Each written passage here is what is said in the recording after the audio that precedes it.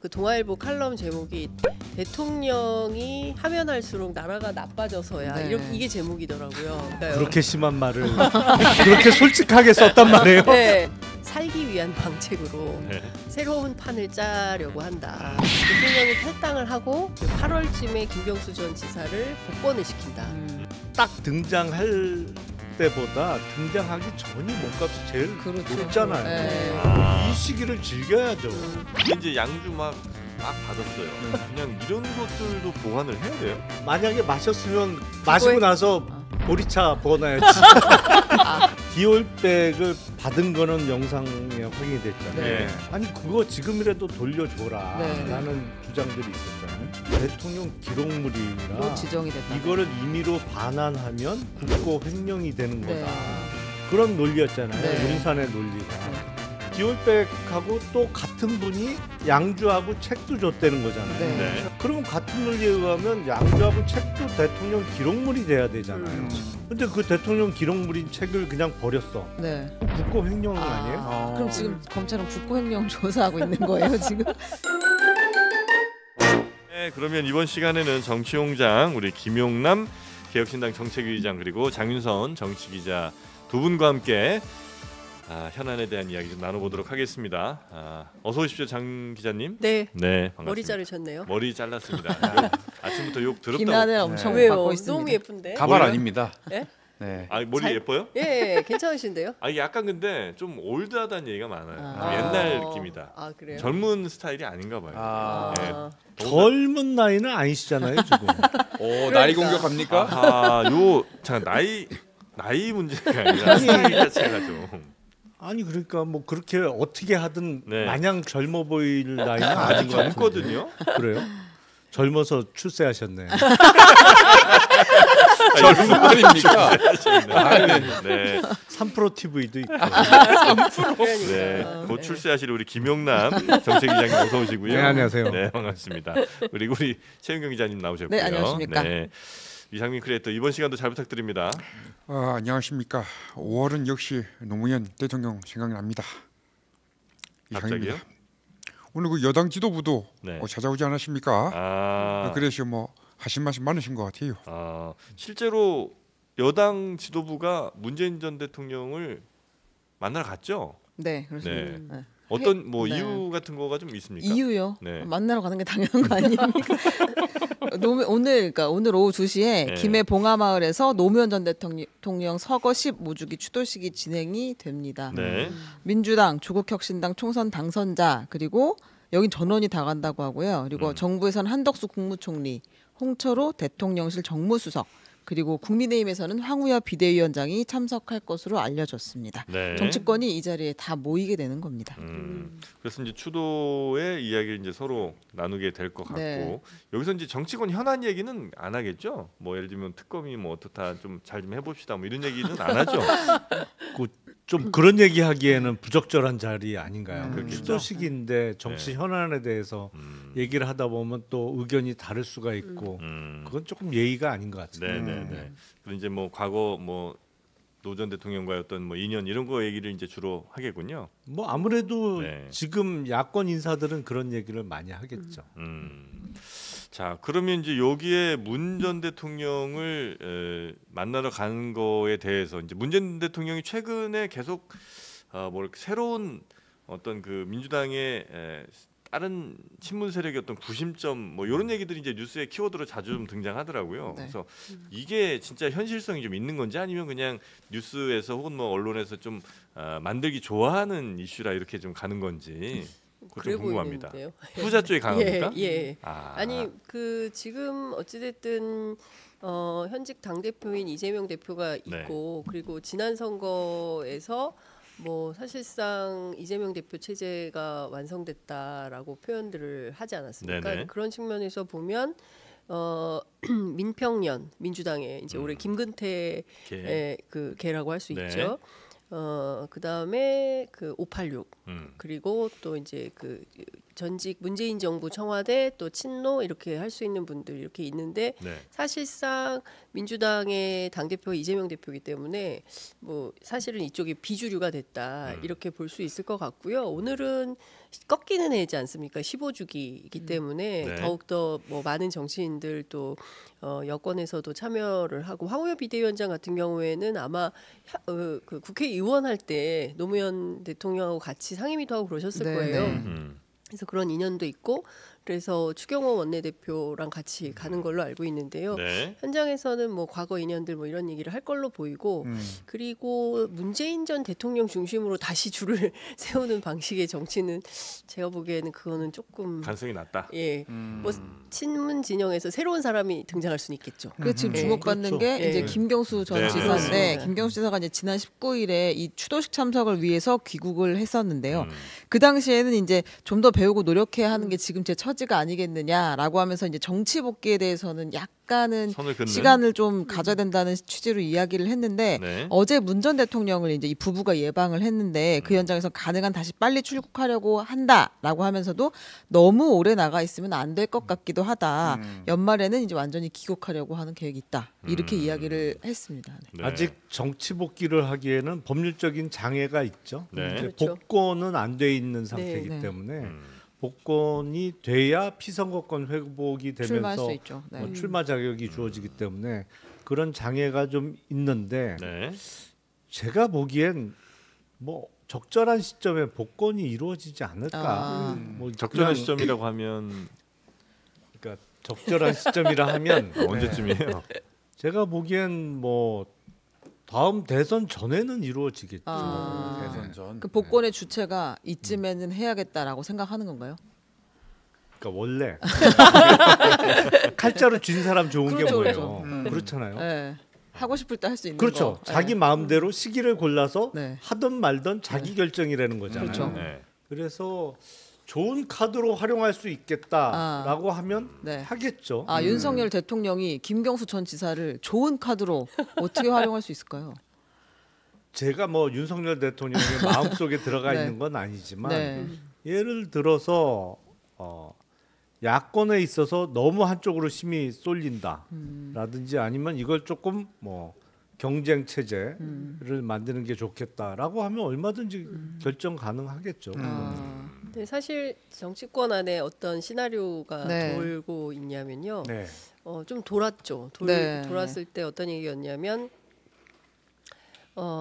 총선에서 참패한 윤석열 대통령이 네. 본인이 이게 뭐 표현이 적합한지는 모르겠지만 살기 위한 방책으로 네. 새로운 판을 짜려고 한다. 그래서 박영선 총리설 그다음에 뭐 네네네네. 양정철 비서실장 뭐 이 카드가 나왔었던 거 아닙니까? 네.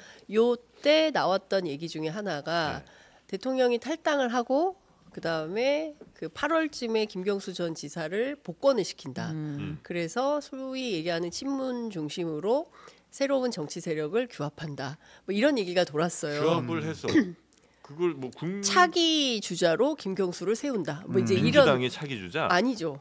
그럼 바깥에 나오는 친문 진영에 새롭게 구성되는 정치 세력이 그렇게 한다라는 지금 소문이 이 돌았어요. 여의도 피카소들을 따라가지 못하고 있어요. 아 무슨 그림을 그렇게 그려? 화려하게 그리고 있어요. 네. 그런데 그래서 저도 관련해서 막 취재를 해봤어요. 네. 이게 제가 보기에는 일단 이게 허언증 환자들이나 할 수 있는 얘기들이다. 이거 네. 불가능한 얘기다. 그래서 그때 제가 확인했을 때 가장 중요한 것은 누구는 그런 그림을 그릴 수 있는데 예컨대 김경수 전 지사가 그런 판에 들어갈 거냐가 중요한 거잖아요. 네. 그래서 막 취재를 했더니 그때 이런 거였어요. 일단 영국에서 한국으로 오지 않고 독일로 간다. 그리고 지금 현재 정치에 그렇게 큰 뜻이 없는 것으로 안다.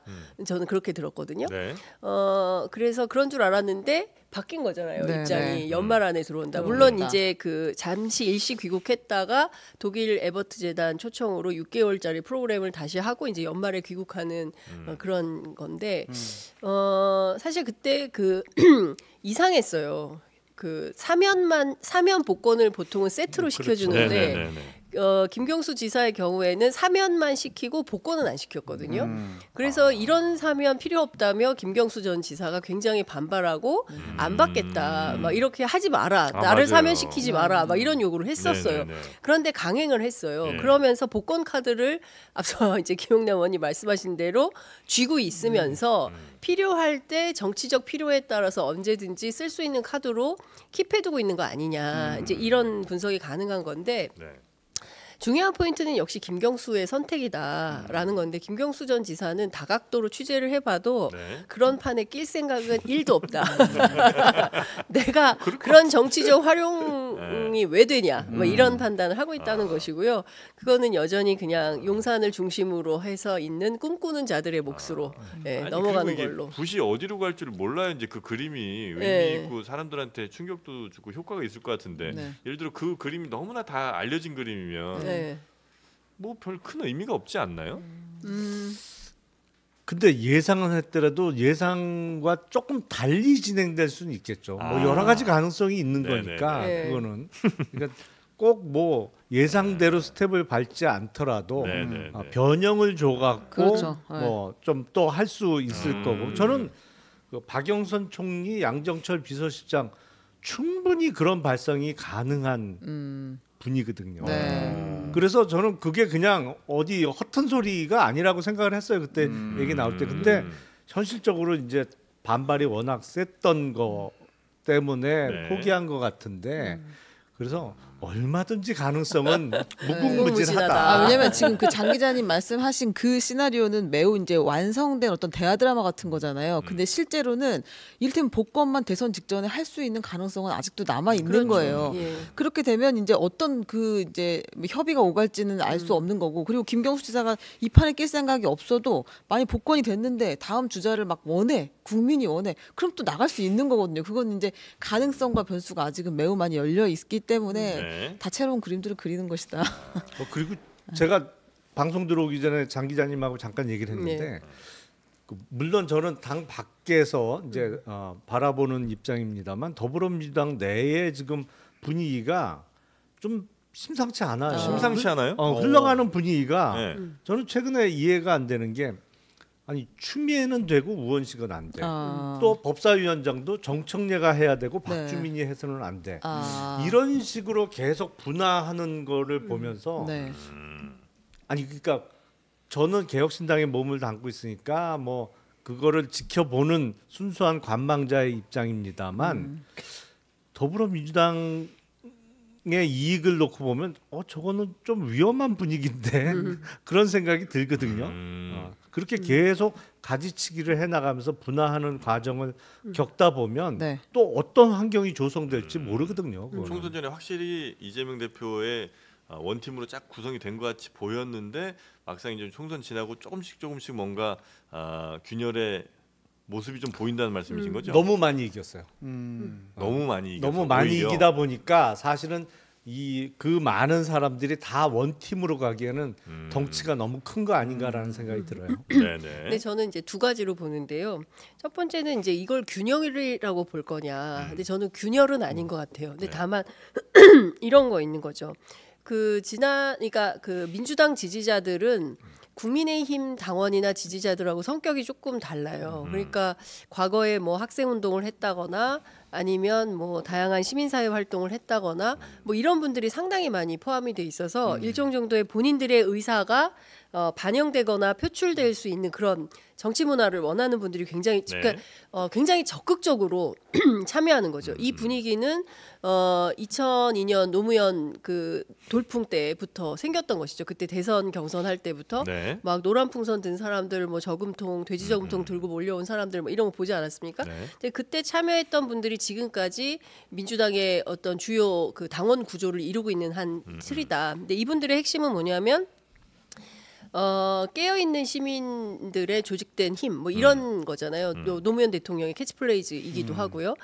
그렇기 때문에 그 적극적으로 본인들의 의사가 관철되는 정당 문화를 원하는 거예요. 그래서 추미애, 뭐 그래서 정청래 뭐 이렇게 이런 사람들이 해서 개혁을 완수하라라는 명령 같은 거였던 거죠. 그러니까 그런 차원에서 보면 얼마 전에 추미애 전 대표 당선인이 했던 얘기가 굉장히 정확하다고 생각해요. 현역들 특히 국회로 온 현역들이 절박함이 없다. 예. 그래서 또 그 절실함도 부족하다. 그러니까 현장에 있는 민심을 그대로 가져와서 국회로 투영하거나 반영해서 개혁 입법을 관철시키는 어떤 힘이나 능력이 부족한 거 아니냐. 이제 그런 차원에서 이제 의심받는 사람들이 이제 통칭 수박 이렇게 이제 불리는 거죠. 그러니까 그런 차원에서 당원들이 막 문제 제기를 하는 걸로 보이고요. 저는 그런 연장선 상에서 뭐 이번에 당선자 워크숍에서도 그런 얘기가 많이 나왔다고 하는데 예, 민주당이 이런 것 같아요. 당원 중심 정당, 소위 이제 유럽형 대중 정당으로 갈 건지 아니면 미국식으로 원내 정당 네. 중심으로 갈 건지 이게 착종된 형태로 그동안 대충 뭉개고 걸어왔다면 이재명 대표 시대의 새로운 정당 문화를 어떻게 만들지는 민주당의 과제다 이렇게 보입니다. 근데 가끔 제가 이렇게 막 망치 같은 거 쓰시고 뭐 이렇게 도구 같은 거 많이 쓰시는 뭐 인테리어 하시는 분들이나 뭐 이런 데 볼 때 한 번씩 느끼는 건데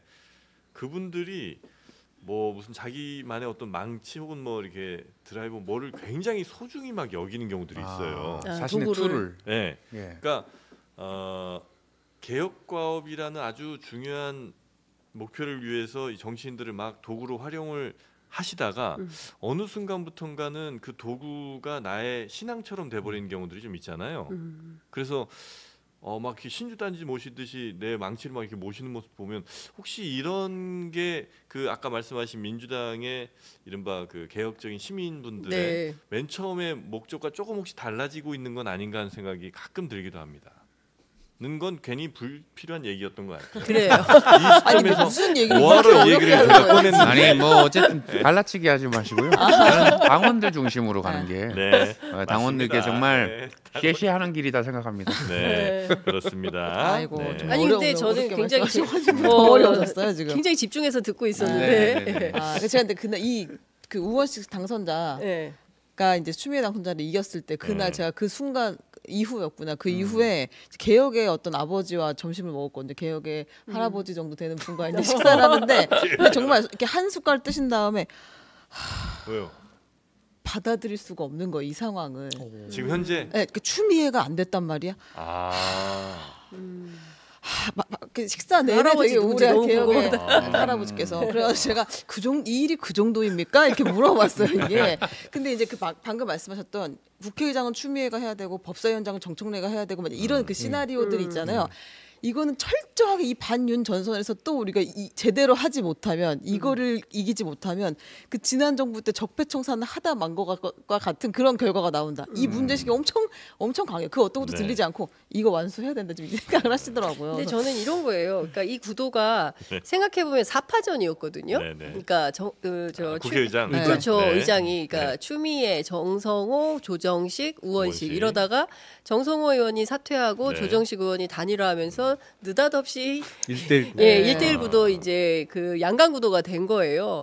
그런데 당연히 이제 추미애 후보가 의장을 할 거라고 이제 생각을 했는데 캠페인 과정에서 일부 제가 뭐 어떻게 분석하냐, 페인이 뭐라고 생각하냐라고 이제 추미애 캠프의 얘기를 좀 해보면 첫 번째가 좀 너무 나이브했던 것 같다. 그리고 당연히 될 거라고 생각했다. 좀 아마추어적으로 접근을 했다. 다만 우원식 캠프는 굉장히 적극적으로 그리고 이제 김성환 의원 커밍아웃 하지 않았습니까? 네. 근데 김성환, 박홍 또 얘기하면 혼나는데 여하튼 이 두 사람이 적극적으로 네. 캠페인을 했다는 거예요. 그러니까 이런 사람들이 있는 반면 여기 뭐 당연히 되겠지 뭐 당연히 우리가 될 거야 뭐 이런 방식이었던 분위기가 게 또 그렇기도 했으니까. 예, 그게 네. 좀 페인이었다라고 얘기를 하고 또 하나는 그러면 우원식은 이상한 사람이야?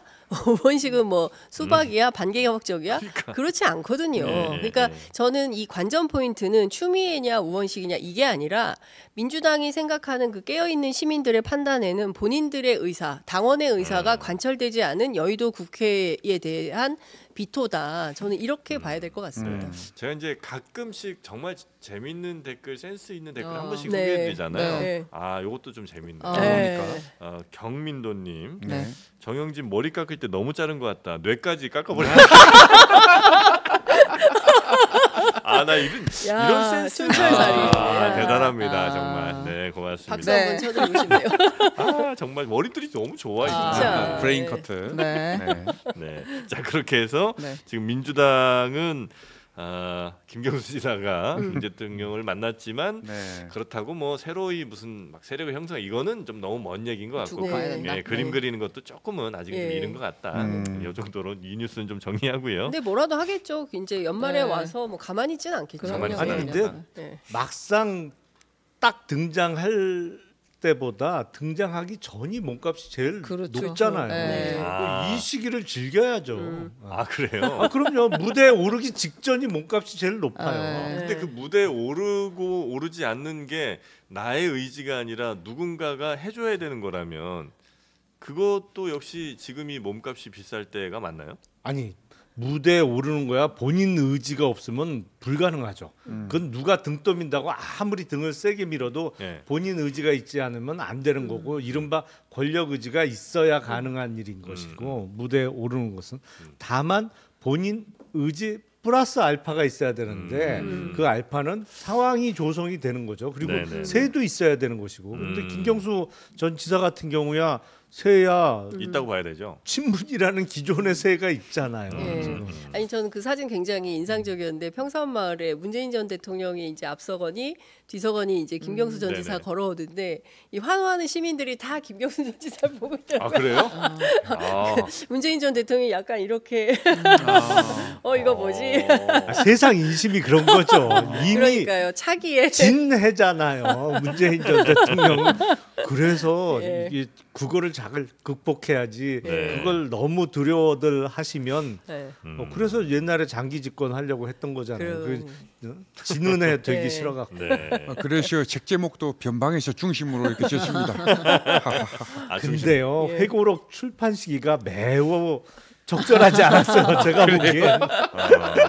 하필이면 또 그게 딱 터져갖고요. 그러니까요. 네. 지금 영부인 논란이 한참 뜨거운데 지난 정부 영부인을 갑자기 소환해 갖고 왜 이 시기에 그런 내용이 네. 회고록에 들어가 있는지 아니 잘 근데 모르겠어요. 저는 국민의힘도 참 대단하다라고 생각하는 게 그 저 변방에서 중심으로 그 책이 한 100개를 해도 돼요. 100개 하면 목이 아플 정도로 하드커버로 두꺼워요. 있으니까. 하드커버로 되어 네. 있고. 근데 그 중에서 유독 딱 그 한 대목을 집어가지고 김건희 여사의 특검의 방탄용으로 딱 활용한다. 참 부지런하시다라는 생각이 들었습니다. 김건희 여사 얘기 좀 한번 가볼까요? 네. 김건희 여사요. 이걸 그렇게 생각하시면 안 됩니다. 이건 김건희 여사 이슈가 아닙니다. 네, 사라진 디올백인데요.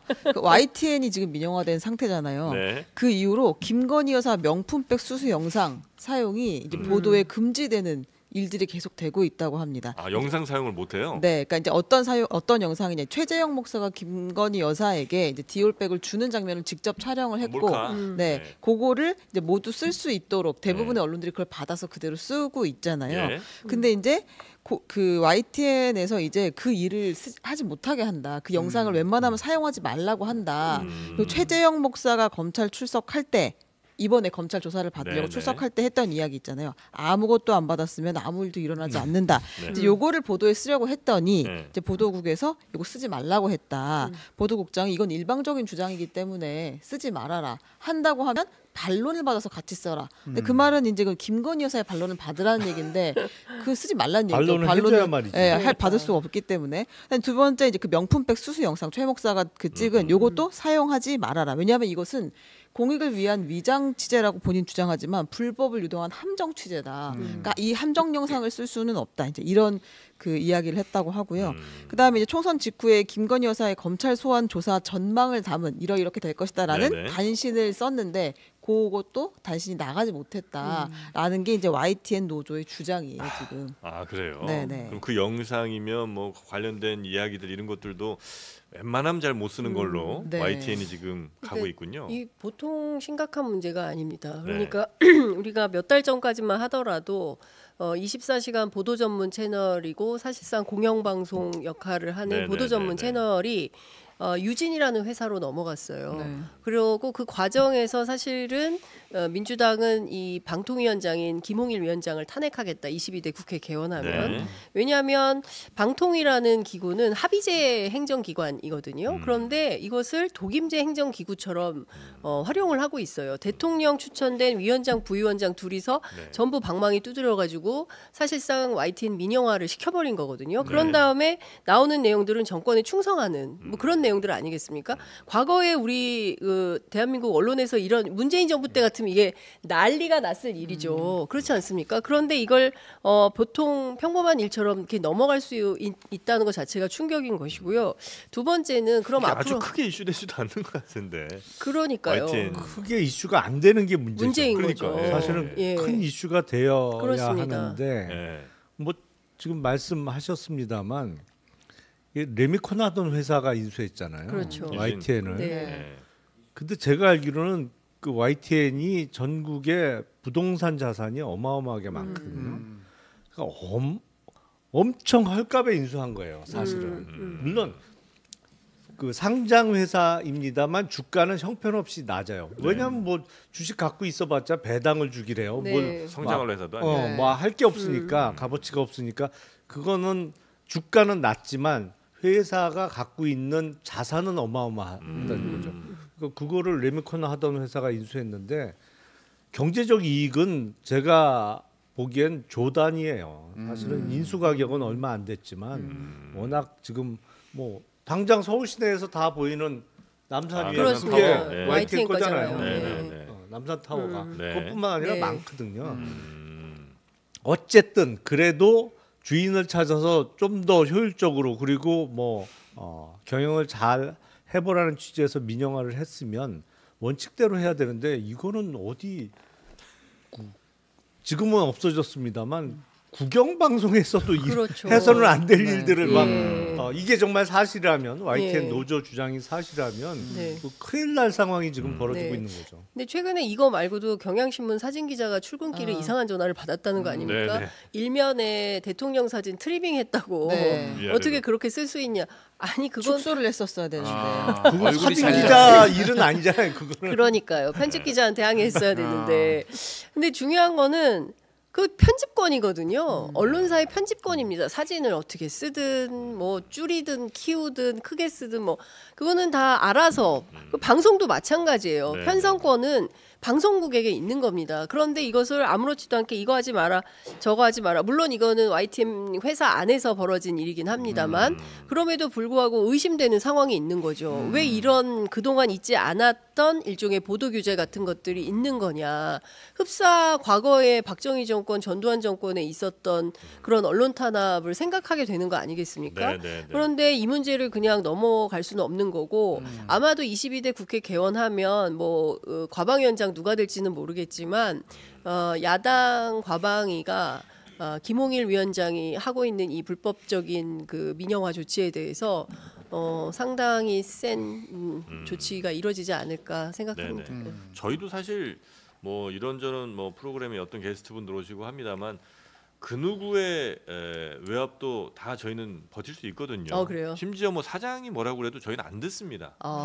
직원도 아니잖아요. 저는 직원도 아니고 뭐 하시는 거예요? 그러니까 멋지지. 그러니까 유일하게 네. 우리한테 뭐라고 할 수 있는 사람들은 우리 광고주, 리볼드 아레기닌, 네. 읍천리 커피, 아하. 네, 네. 마피아 42 게임, 그렇습니다. 네, 이런 것들 정도만 저희가 네. 영향을 받고 아니 나머지는 시청자들은 영향 안 받아요? 시청자들이 뭐라고 떠들든 아무 신경 안 씁니다. 근데 시청자들도 우리가 뭐라고 해도 계속 욕을 하시기 때문에 저희도 네. 이분들 다른 얘기예요. 방송하고 별다른 얘기 안 하고. 댓글에서 막 본인들끼리 싸우고 아니 계시고. 근데 가끔 보니까 저기 네. 뭐지 슈퍼챗 쏘시는 분들 네. 의견 엄청 존중하던데 그거는 존중합니다. 네. 대신, 철저한 자본주의자. 철저하게 자본의 논리에 네. 따라서 대신 15,000원 이상 보내주셔야지.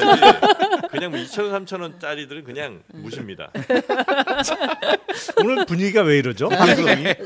자, 하여튼 YTN이 지금 상황이 네. 굉장히 심각하게 가고 있고요. 조금 속도를 내볼까요? 네. 대통령 기록물의 선택적 보관입니다. 김건희 여사 명품 가방 수수 정말 이 디올백 정말 디올을 상줘야 될 것 같은데 네. 수사 중인 검찰이 윤석열 대통령 부부가 버린 책을 습득했다라고 주장하는 그 아크로비스타의 주민 권성희 변호사를 참고인 신분으로 불러다가 조사를 했습니다.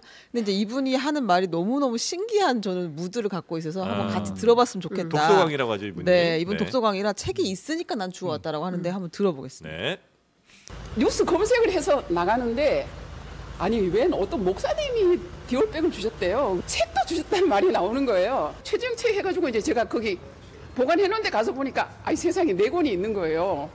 버려진 책 중에 제가 이제 관심이 있는 책을 주워 오던 습관이 있었는데 느낌에 이거는 대통령께서 버리신 것 같은데 하고 주웠다. 이게 하면 딱 맞겠죠. 네. 근데 수사 검사라고 하면 지금 네. 이분을 소환할 필요성이 있긴 있습니까? 이분은 왜 소환하는지 그러니까요. 모르겠어요. 아니 그게 네. 디올백을 받은 거는 영상에 확인이 됐잖아요. 네. 그 이후에 아니 그거 지금이라도 돌려줘라라는 네. 주장들이 있었잖아요. 대통령실의 논리가 그거였지 않습니까? 대통령 기록물이라 이런 지정이 됐다. 이거를 임의로 반환하면 국고 횡령이 되는 네. 거다. 그런 논리였잖아요. 네. 용산의 논리가. 네.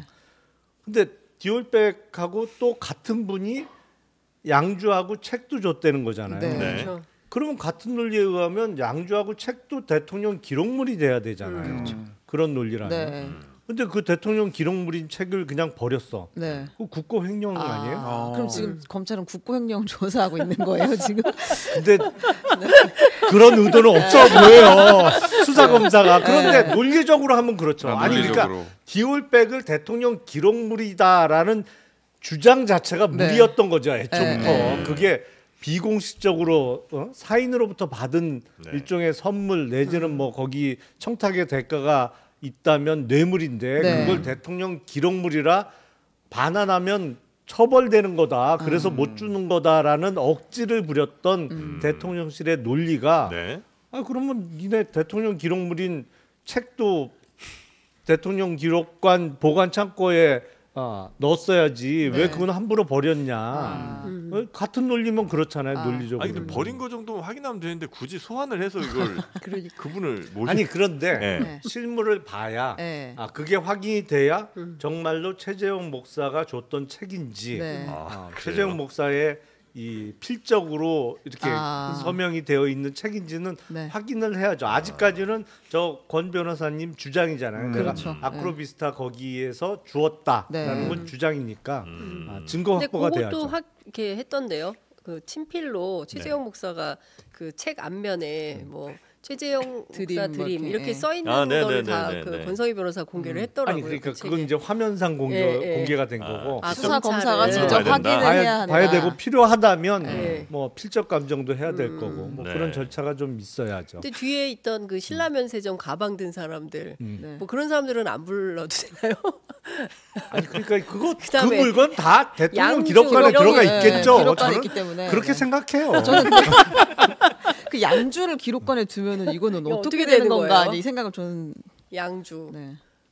이제 대통령이 받은 선물들을 이거 보통은 이제 외국에 나가서나 네. 아니면 네. 외국인들이 이렇게. 이제 주신 걸 테니까 잘 기록물로 보관한다는 게 원래 취지일 거 아니에요. 그렇죠. 그렇죠? 네. 근데 이제 양주 막 받았어요. 그러면 얘는 이거 뭐 그러니까 외국 뭐 국빈으로부터 받은 것도 아니고 네. 그냥 이런 것들도 보관을 해야 돼요? 그러니까 먹었으면 어떻게 되는 거예요? 아니 만약에 마셨으면 국고 송치 국고 횡령 마시고 나서 보리차 부어놔야지. 옛날에 피 안 나게. 아버지들처럼 소품도 아니고. 아빠 양주 먹어놓고 거기다 이렇게 보리차 채워놓는 애들 있죠.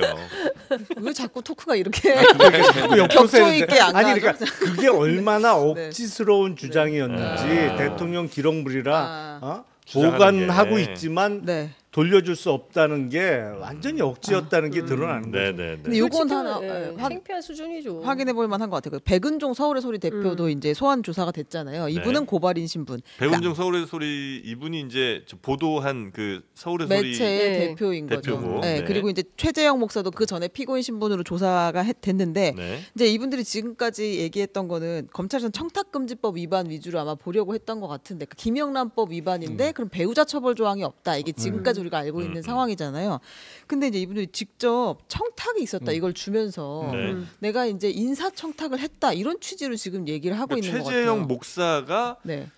김건희 여사한테 여사에게 선물 주면서 인사청탁을 했다는 주장을 취지인 지금 거죠. 백은종 대표가 하고 있는 거예요. 근데 그 최재형 목사의 주장은 좀 조금은 다르잖아요. 달라요. 예. 근데 이분은 어쨌든 내가 뭐 하려고 한 건 있지만 아무튼 그건 잠입 취재 목적으로 인사청탁을 한 거다. 아마 이런 취지로 지금 주장을 하고 있는 것 같고 이건 확인된 사실은 없고 지금 보도가 이렇게 나오고 있는 거니까. 네. 근데 이제 백은종 대표의 주장에 따르면 이걸 지금 뇌물로 엮어보겠다 이런 취지인 거죠. 그러니까 그렇죠. 청탁이 있었고 예. 원래는 백은종 대표랑 저 최재형 목사가 어쨌든 뭐 취재 등등해서 한 팀이었던 거죠. 그렇죠. 예. 근데 이렇게 되면 백은종 대표가 최재형 목사를 뇌물 공유한 사람을 공여자로 네.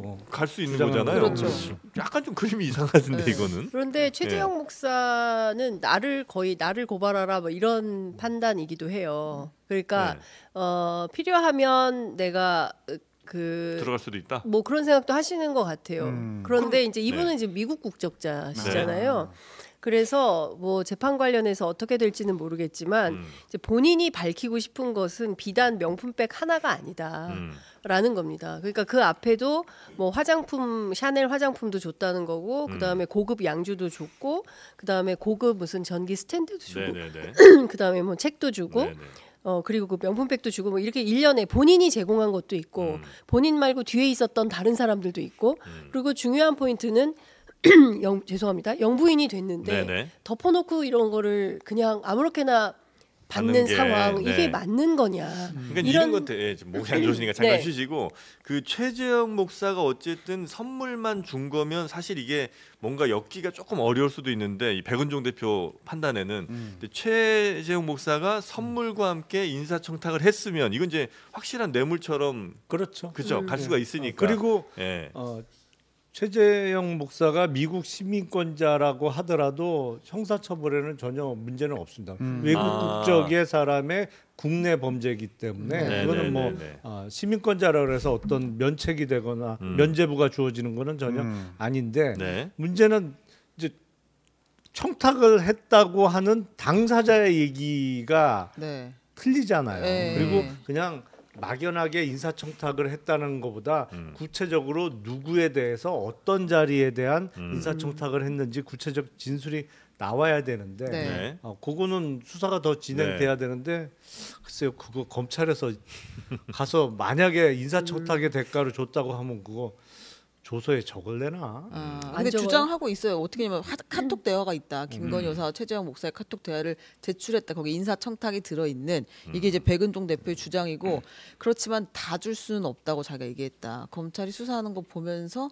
내놓고 있으면 더 내놓겠다. 이제 이런 취지로 이야기를 했거든요. 그러니까 좀 더 두고 보긴 해야 될 것 같습니다. 어떻게 그러니까 진행되는지. 이제 최재형 목사는 뭐 이런 인터뷰들을 보면 다른 사람이 인사청탁하는 걸 내가 들었다 이런 건 좀 얘기를 많이 그렇죠. 하는데 네, 네. 본인이 인사청탁을 했다는 얘기는 이제 안 하시는 것 같고 그다음에 백은종 대표는 아니다 최재형 목사도 인사청탁하면서 선물 그러니까 즉 뇌물을 줬다고 아마 얘기를 좀 주장을 하는 것 같습니다. 제가 백은종 대표하고 통화를 했는데요. 네네네. 백은종 대표는 필요하면 내가 감옥 갈 생각도 있다. 백은종 대표 여기저기 뭐 논개들이 많이 뭐 등장하고 있네요. 지금 이게 그런 무슨 얘기를 상황입니까? 했어요. 본인은 감옥 갈 모르겠어요. 일이 갈 없잖아요. 일이 없죠 뭐. 그러니까 네. 가고 싶다고 네. 갈 수 있는 게 아닌데 호텔도 아니고. 뭐 그런 얘기를 하긴 하더군요. 네, 예. 그러니까 가면 아마 최재형 아니 그 정도 각오로 네, 이 북의 심정으로 한다, 관련된 이거를. 사건을 집중적으로 네. 파겠다 뭐 이런 태도인 것 같습니다.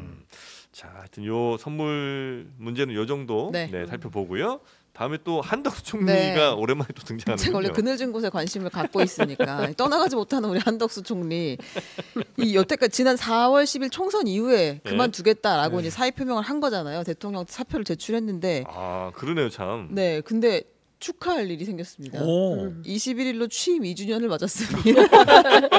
아 그만둔다고 했는데. 네, 그 대통령이 이제 다 후임 총리를 지금 못 찾은 상황이잖아요. 그러니까 이 총리 재임 기간이 2년이 여기서 됐고 그리고 앞서 노무현 전 대통령 시절에도 총리를 10개월 했잖아요. 네. 국내 최장수 총리가 된 거예요. 이제 이렇게 합쳐서. 네, 합치면 2년 10개월 총리는 사실 잘 없잖아요. 그렇죠. 그때 박근혜 전 대통령 때 그때 무슨 정홍원 국무총리가 그만두겠다고 했는데 그 뒤로 뭐 안대희 대법관도 낙마하고 이제 뭐 문창극 대기자 낙마하면서 영원히 고통받는 정홍원 짤도 있었잖아요. 근데 총리 재임 기간이 끝이 물결에서 끝나지 않는 그 영원. 최은경 기자가 진짜 조롱을 잘해요. 아니 조롱이에요. 아니 조롱이 아니에요. 제 말은 이제 이런 그런 재밌는 기억이 나는데 이제 한덕수 총리가 등극했다 1등으로 그런 상황입니다. 근데 후임 총리 어떻게 될 것인가? 다음 누구 얘기 나온 사람 없어요? 예? 다음 누구 없어요? 있기야 있죠. 네. 근데 결단의 문제죠. 대통령의. 예. 결국에 그렇죠. 그리고 사실은 국회에서의 통과 가능성을 좀 따져봐야죠. 총리는 국회에서 과반 동의를 못 얻으면 임명 자체가 불가능하니까 네네네네. 다른 장관하고는 틀리잖아요. 장관이야 인사청문 보고서 채택 안 되더라도 임명 강행할 수 있습니다만 총리는 그게 안 되니까. 누가 지금 뭐 얘기 나오고 있습니까? 아니 요새 열심히 하시는 홍준표 시장님도 계시고 홍준표 시장님 안 될 것 같은데. 몇몇 홍준표 시장님도 총리 생각 있으세요? 내는 대구시장 하느라 바쁘고 지금 웬 얼라 때문에 지금 정신이 없어요. 네, 이준석이 한 말은 칭찬으로 받아들일게요. 예. 아니 그 얼라 그렇게 열심히 패시는 게 총리 생각이 있으셔서 그렇게 그 패고 계신 거 아니에요? 얼라는 문제가 많습니다. 대통령은 대선 지선이겠지만 그 얼라는 우리 당을 지옥으로 몰고 가가지고 선거도 적거리고 말이야. 예. 총리 생각 있으실까? 쉽지 않을 혹시 것 우리 같은데. 기자님께서는 누구 좀 점쳐 보신다면? 아니 근데 주변에 그래서 도대체 신임 총리는 누가 하는 거냐라고 아무리 취재를 해봐도 저는 잘 얘기 안 잡히지가 나오죠. 얘기가 안 나와요. 요새 얘기를 아무도 안 하거든요. 그래서 아마도 한덕수 총리가 네. 더 올해? 윤석열 대통령과 임기를 함께할 가능성이 있다. 그 얘기도 나옵니다. 예. 마지막까지. 진정한 예. 책임 총리네요. 끝까지 예. 가는. 예. 딴 사람 말년에 그냥 문이 트셨네요. 할 사람이 없다. 예. 그러니까 아무리 예. 노력이고 뭘 해도 운 좋은 사람 네. 건드리기 못 당하죠. 입장이십니다. 네. 한덕수 총리 최고입니다. 네.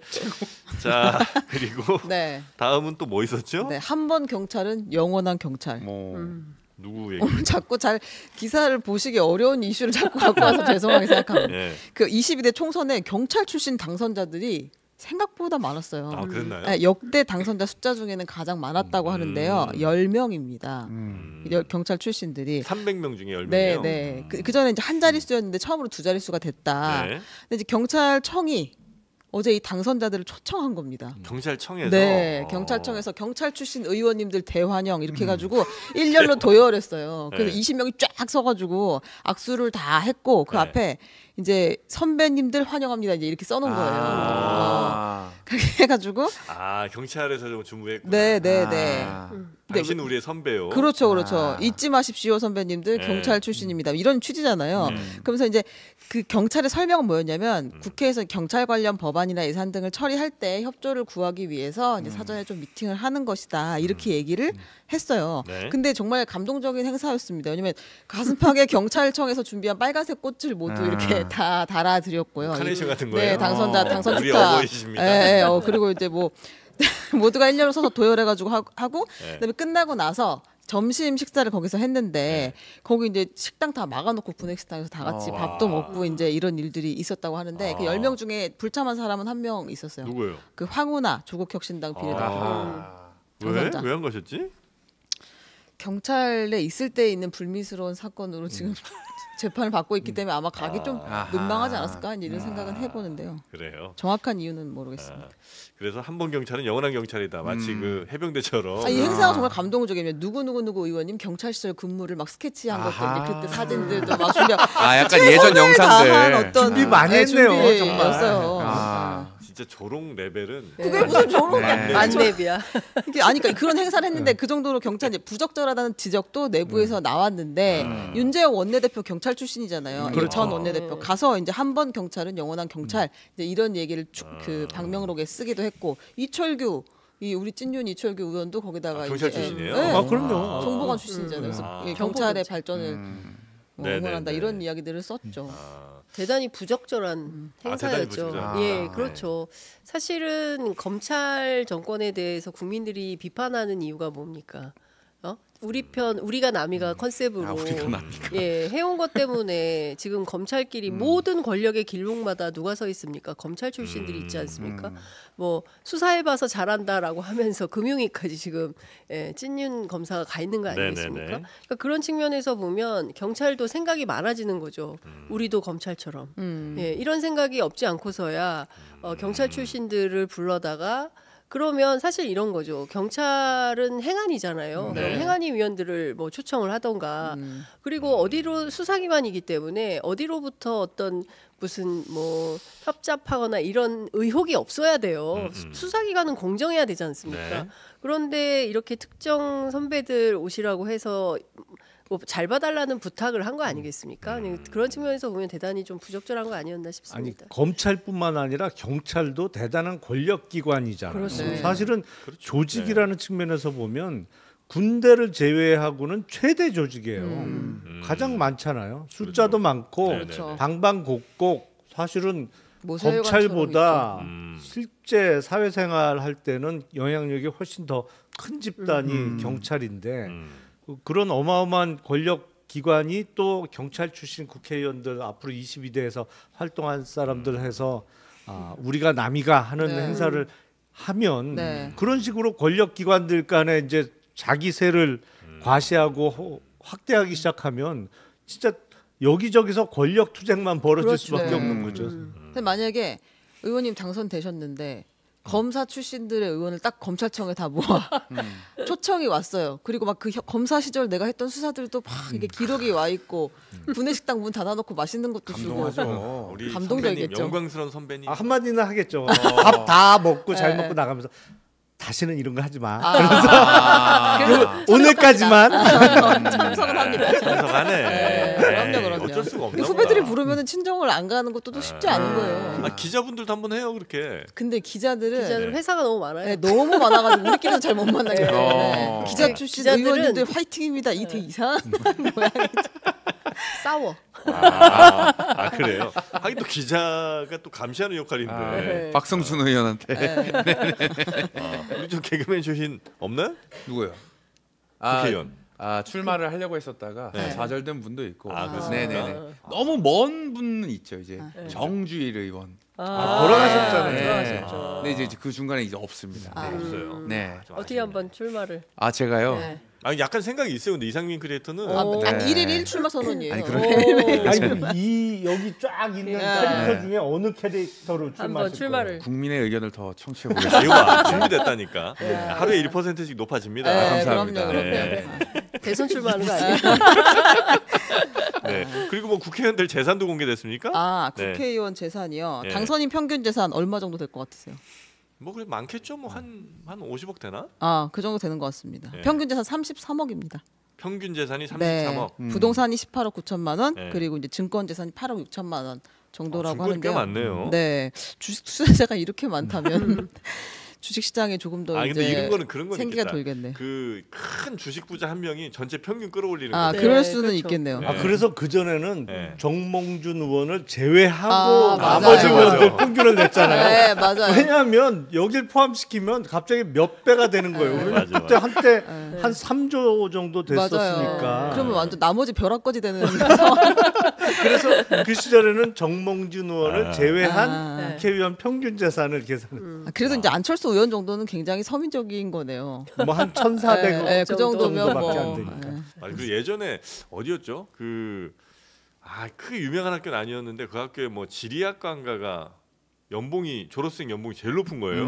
알고 보니까 거기가 마이클 조던이 졸업한 과인데 웬 갑자기 지리학과가 이렇게 막 연봉이 높은가 봤더니 마이클 조던이 그 과라고 뭐 그런 얘기가 있었습니다. 국회의원들 재산이 평균 33억. 네, 네, 그 정도 그 정도. 된다고 하는데 국민의 한 7.6배 일반 국민의 네. 7.6배 정도 된다고 합니다. 근데 이 중에 이제 부동산이 한 18억 9천이라고 하는 거는 여기 곱하기 한 1.5 정도는 해야 되겠네, 그렇죠. 그죠? 이제 시가로 보면 조금 더 그렇죠. 높겠죠. 시가로 하면. 네. 네. 안 중요한 이야기 너무 진지하게 한 것 같아요. 이걸 왜 했냐면 네. 지금 우리가 경제 전문가를 모셨잖아요. 음. 경제 전문가 김용남 의원님 모셨으니까 네. 공매도 이야기를 좀 해보려고. 예, 그거 봐 표정 진지합니다 지금. 그러니까 앞서 이제 정부가 계속 설익은 정책을 내놨다가 거두고 내놨다가 거두고 대표적인 게 이제 그 직구하는 거 전부 케이스 인증 그렇죠. 받아와라 네. 했다가 안 하기로 했고 국토부에서 이제 그 고령자는 조건부로 운전면허 주겠다라고 했다가 그것도 이제 다시 걷어들였고 그러면서 고위 당정 정책 협의회를 정례화하겠다. 우리 이제 매주 만나가지고 정책 협의를 할게. 그럼 혼선을 줄일 수 있겠지. 이렇게 얘기했는데 그 발표가 나자마자 또 다시 혼선이 나왔잖아요. 지금 공매도를 두고 이제 금감원장 이복현 금감원장이 6월부터는 공매도 일부를 재개하면 좋겠다. 내 개인적 욕심은 그렇다. 그래서 기술적, 제도적 미비점이 좀 있더라도 이해관계자 의견을 들어서 어떤 타임 프레임으로 재개를 추진하고 있는지를 좀 소통할 필요가 있다. 그리고 법 개정이 없이 시행령으로 재개할 수 있는 방법도 검토 중이다. 이렇게 이야기를 했어요. 당연히 시장에서 공매도 시작되는 거 아니야? 다시 이렇게 생각했겠죠. 근데 대통령실이 바로 나와가지고 이것은 이복현 금감원장의 어떤 개인적인 희망 그 정도로 말씀하신 걸로 안다. 금감원장도 사람이고 네. 국무총리도 사람이잖아요. 그렇죠. 그 어느 직책에 있는 사람이 얘기하면 다 그 개인적으로- 법인이 아니고 개인이 개인이 얘기한 얘기하죠. 거지. 무슨 재단법인이 얘기하는 경우는 없잖아요. 집단이 어떻게 그렇죠. 얘기합니까? 그러니까요. 네. 아니 이거는 제가 알기로는 이복현 금감원장이 이 얘기를 어디 해외 나가서 네, 미국 가서. 미국 가서 사실은 꽤 중요한 의미 있는 행사에서 이야기를 한 거예요. 그렇죠. 외신에도 다 실렸단 말이에요. 네. 이제 드디어 한국이 공매도 재개한다. 재개한다. 왜냐하면 주식 투자하시는 분 중에 공매도 금지를 찬성하시는 분도 있습니다만 소위 얘기하는 글로벌 스탠다드에는 전혀 맞지 않습니다. 이게 상승에 배팅하는 사람이 있으면 하락에 배팅하는 사람도 있는 거고 네. 세계적으로 규모가 큰 펀드는 소위 롱숏 펀드가 많아요. 네. 그러니까 롱은 사는 게 롱이고 네. 숏은 파는, 파는 네. 게 공매도 하는 게 숏이잖아요. 그러니까 네. 롱과 숏을 같이 하거든요. 네. 리스크 분산을 위해서 네. 뭐 그런 펀드들이 많은데 네. 롱숏 펀드들이 지금 한국에서는 운영이 안 되는 거예요. 왜냐면 숏을 못 하니까 네. 공매도가 네. 막혀 있으니까. 그리고 우리가 맨날 그 MSCI 선진국 지수 편입되어야 된다고 주장을 하면서 공매도 금지를 막아놓으면 제가 보기엔 앞으로 적어도 몇 년 동안은 아예 가능성 없어요. 왜냐면 공매도가 완전 이제 중단될 가능성은 없다. 다시 아니 재개될 거다. MSCI 선진국 지수에 들어갈 편입될 가능성이 가능성은 없다. 적어도 몇 년 동안은 사라진 거예요. 왜냐하면 외국에서 보기엔 한국 금융당국의 정책을 믿을 수가 없는 거예요. 어느 하루 아침에 공매도가 공매도. 전면 금지되는 나라에 어떻게 돈을 갖고 들어가요? 큰 돈을 갖고. 그러니까 선진국 지수에 편입되면 덩치 큰 펀드들은 그 MSCI 지수에 따라서 거의 비율대로 집어넣는 돈들이 있는데 그 금액이 어마어마하거든요. 근데 하루아침에 갑자기 정책이 확 바뀌어. 집어넣었다가 못 빼는 아니면 손해를 왕창 보는 그렇죠. 상황이 생길 수가 있는데 네. 어떻게 돈을 집어넣어요? 이게 좀 쉽게 풀어주시면 그러니까 네. 이제 전 세계 엄청난 돈들이 있고 그 돈을 굴리는 여러 펀드들이 있잖아요. 그렇죠. 근데 그 펀드들이 돈을 여기저기 굴릴 때 보고 그래도 좀 믿을 만한 나라들에 갈 거 아닙니까? 네. 그러니까 그 그렇죠. 믿을 만한 펀드 나라들은 대체로 선진국들일 거고 그래서 그 선진국 펀드에 말씀하신 것처럼 아마 전 세계 펀드 한 60% 이상이 아마 이쪽에 몰려 있을 건데 나머지 이제 중국이나 뭐 이런 좀 중진국 신흥국. 혹은 뭐, 신흥국 이런 이제 펀드에 있고요. 근데 이제 그 선진국 펀드에 들어가면 우리나라에 들어올 돈들이 우리나라 증시에 들어올 돈들이 꽤 이제 커지는 커지죠. 거죠. 그렇죠. 네, 그래서 우리 증시도 더 활성화되고 우리나라 증시가 그래도 선진국 증시라고 어느 정도 인정받는 효과도 있는 거고. 네. 근데 이 공매도를 금지하는 것이 사실 글로벌 스탠드에는 잘 안 맞으니까 네. 그래서 얘는 선진국 증시 아니야라고 이제 판단이 될 수 있다는 거죠. 제가 그 얘기 했잖아요. 그래서 네. 네, 근데 조금 어려웠어요. 아니 롱숏 펀드 똑같이 얘기한 거 같아요. 아니, 롱숏 펀드 이렇게 나오면 조금 어려워. 어렵더라고요. 네. 네. 아니 그러면 어떻게 해야 돼요? 그냥 개미 포함 모두 공매도에 뛰어들 수 있도록 열어주면 되는 거예요? 일단 과거의 공매도 제도는 네. 확실하게 차별이 있었어요. 네. 국내 투자자하고 기관과 외국인하고의 차별이 있었어요. 네. 그러니까 국내 투자자는 공매도를 하더라도 3개월 안에 갚았어야 되거든요. 네. 3개월. 너무 좀 발음 굴리시는 거 아니에요? 그래서 월가 발음이네. 해외 투자자 근데 해외 중국이니까. 투자자들은 네. 계속 그 기간에 그 구애를 받지 않고 연장할 수 연장해가면서 있다. 계속 네, 네. 공매도한 거를 유지할 수 있었단 말이에요. 네. 그러니까 여러 가지 제도적 차별이 있었는데 네. 그런 차별을 없애는 거는 오케이. 그리고 사실은 불법 공매도는 막아야 되는 게 맞죠. 네. 대주를 주식을 빌리지 않고 그냥 숏을 공매도를 치는 네. 거는 그건 잘못된 일이니까 그걸 적발할 수 있는 시스템은 만들어야 되는 게 맞는데 이렇게 다짜고짜 무조건 금지해 갖고는 안 된다는 거죠. 그러면 금융시장이 발전할 수가 네네. 없어요. 네. 그 김용남 의원한테 저 종목 추천 좀 해달라는 분이 있는데 뭐 좀 추천하세요. 바이오로 들어가야 됩니까? 어디로 들어가야 돼요? 그거는 여기 광고 하는 데 중에 상장 회사가 있으면 돼요. 읍천리 바로 상상해야 됩니다. 아니 메리츠 금융지주 이런 거 광고 안 들어와요? 무슨 말씀이세요? 아니, 제가- 메리츠 사장인데 늦겠어요. 여기 왜요? 넣어야죠. 우리가 뭐가 이렇게 묻어 추천을 있어요. 해주는데 왜냐면 그러니까. 제가 알기로 우리나라 상장 기업 중에 네. 소위 거버넌스가 가장 훌륭한 회사예요. 메리츠. 아 메리츠. 알겠습니다. 가장 많이 훌륭한 올랐죠. 회사. 메리츠 접촉하겠습니다. 회장님 아니 근데 기다리고 이렇게 있습니다. 노골적으로 얘기해도 되나? 광고도 안 받고. 아니 저 지난 시간에 광고 안 받고 변방에서 중심부를 얼마나 선전했어요. 그래서 그 책 엄청 팔렸다는 거 아니에요 지금?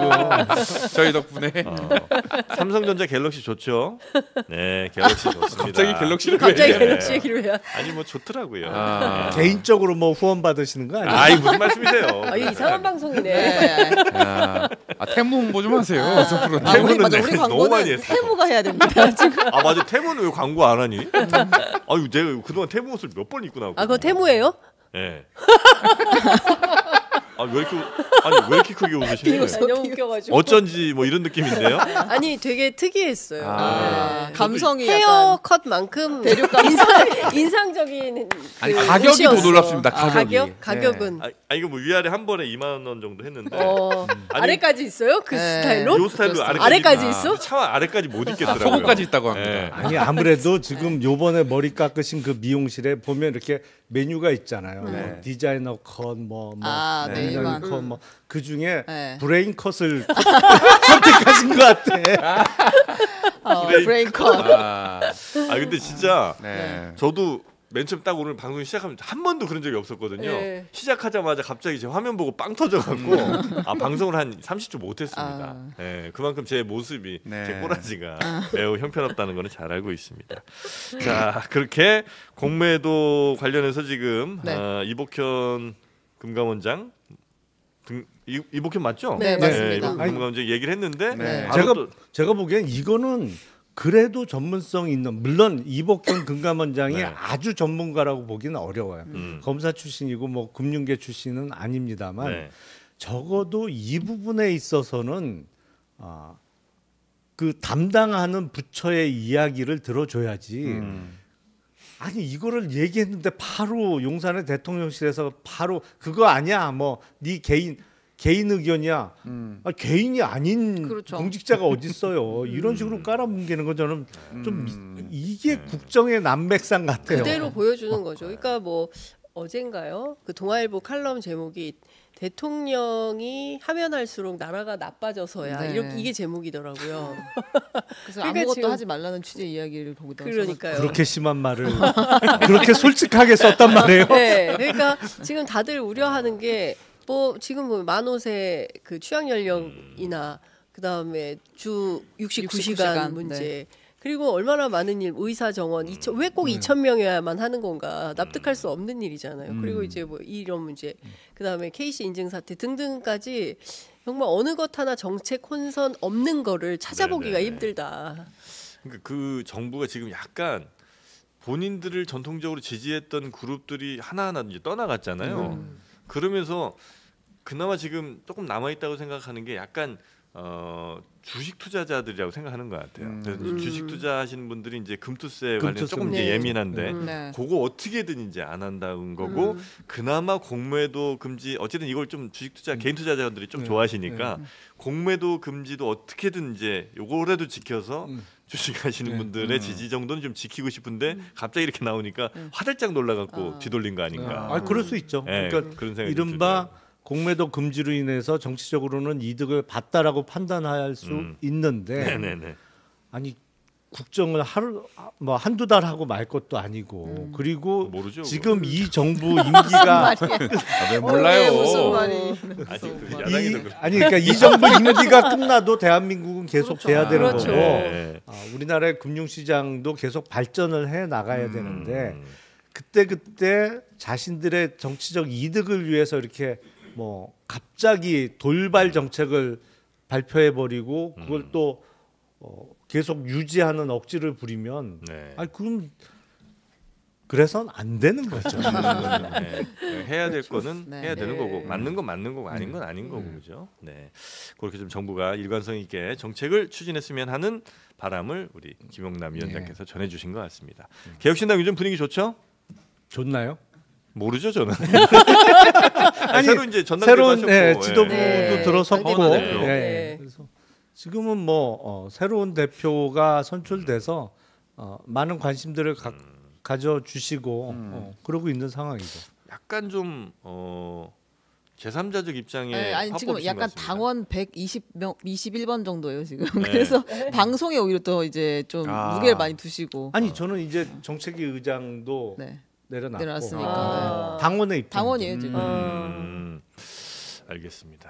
자 그러면 오늘 이 정도 마무리해도 괜찮을까요? 네, 네. 우리 장윤선 기자님 또 김용남 전 의장님이라고 하면 되겠죠? 예. 네. 당원님 김영남 당원님. 당원님. 네. 이상민 크리에이터 예.